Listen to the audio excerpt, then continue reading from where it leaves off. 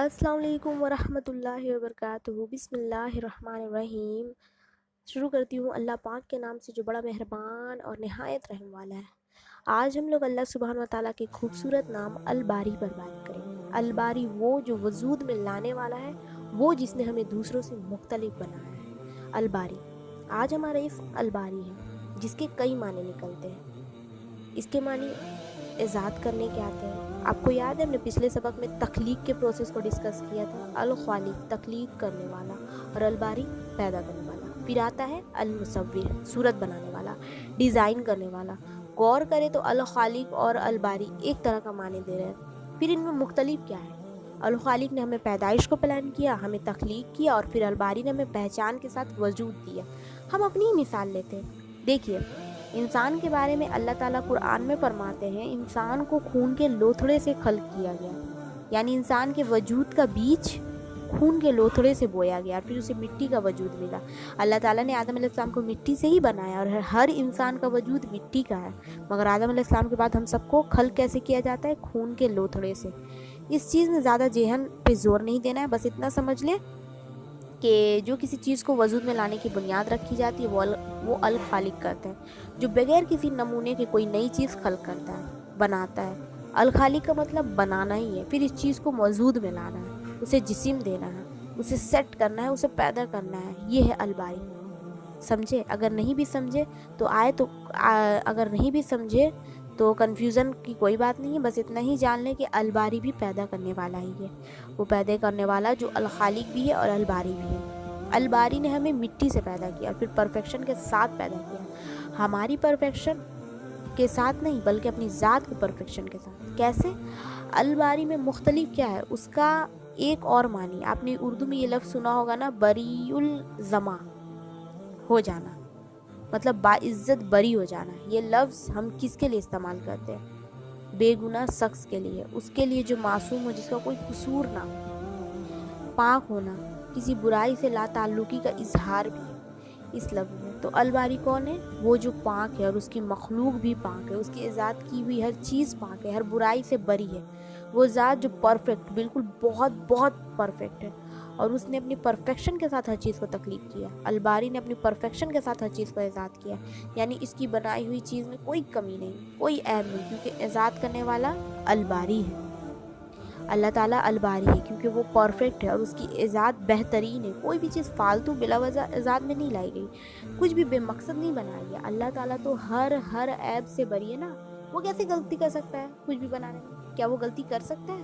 کیا الباری غلطی سے کچھ عجیب بنا سکتا ہے؟ نہیں، ہرگز نہیں۔ الباری پرفیکٹ ہے اور اس نے جو کچھ ایجاد کیا وہ بھی اپنی جگہ ایک کمال رکھتا ہے۔ ہم عام طور پہ کچھ اس طرح کے الفاظ استعمال کرتے تھے جو کسی شرک سے کم نہیں ہوتا، کسی سے تنگ آتے تو بولتے تھے اللہ نے تمہیں غلطی سے دنیا میں بھیج دیا، اللہ نے فلاں چیز بلا وجہ بنا دی، اس کی کیا ضرورت تھی؟ ہم اکثر بہن بھائیوں میں ایک دوسرے کو کہہ دیتے ہیں ہم دو ہی کافی تھے، یہ تیسرا کیوں آ گیا؟ فلاں چیز اتنی ہی ٹھیک تھی اور کیوں مل گیا؟ مجھے فلاں خاندان میں کیوں پیدا کیا گیا؟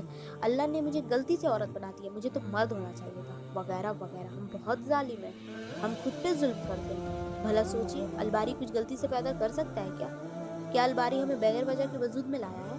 نہیں، الباری ہمیں ایجاد کرنے والا ہے، اسی نے ہمارے ارد گرد کا ماحول ڈیزائن کیا ہے۔ انسان کا مقصد تو ہم پچھلے سبق میں سن ہی چکے ہیں نا، تو یہ جان لے انسان نے عبادت کس ماحول میں، کہاں، کس کے ساتھ رہ کے کرنی ہے، یہ الخالق نے طے کر لیا، اور الباری نے آپ کو اسی جگہ بھیجا جہاں آپ کو ہونا چاہیے تھا۔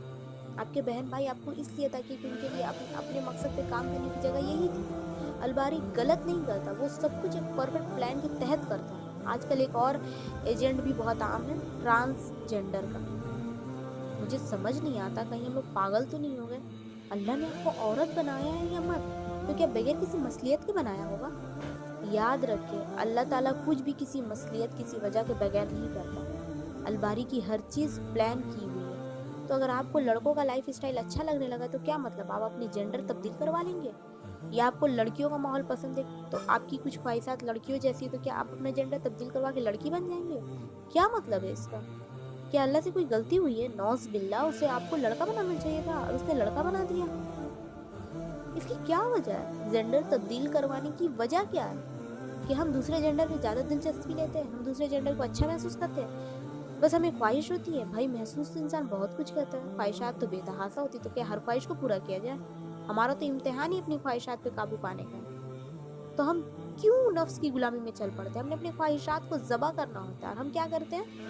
अल्लाह ताला हम सबको इन फितनों से महफूज रखे और हम सबको हिदायत अता फरमाए। आमीन या रब्बुल आलमीन। आप सब याद रखें, जब आपकी ख्वाहिशात अल्लाह और उसके रसूल सल्लल्लाहु अलैहि वसल्लम के अहकामात के बरअक्स होने लगे, उन ख्वाहिशात को उसी वक्त मार दे, वरना ये इंसान को बहुत जलील करवाती है। शैतान हमारा दुश्मन ज़रूर है, लेकिन इंसान पे जुल्म इंसान खुद करता है जब वो अपने नफ्स और अपने ख्वाहिशात के ताबे हो जाता है। तो अलबारी की ज़ात पे सवाल नहीं उठाते, हमारी हैसियत ही ऐसी नहीं है, और फिर वो तो है ही परफेक्ट, उसके हर काम में एक खूबसूरत राज पोशीदा है। हम नहीं जानते, अल्लाह जानता है। हम अल्लाह को भी नहीं जानते, मगर अल्लाह हमें जानता है। अल्लाह हर चीज़ को जानता है, उसका हर काम प्लान के तहत वजूद में लाया जाता है। ये है अलबारी।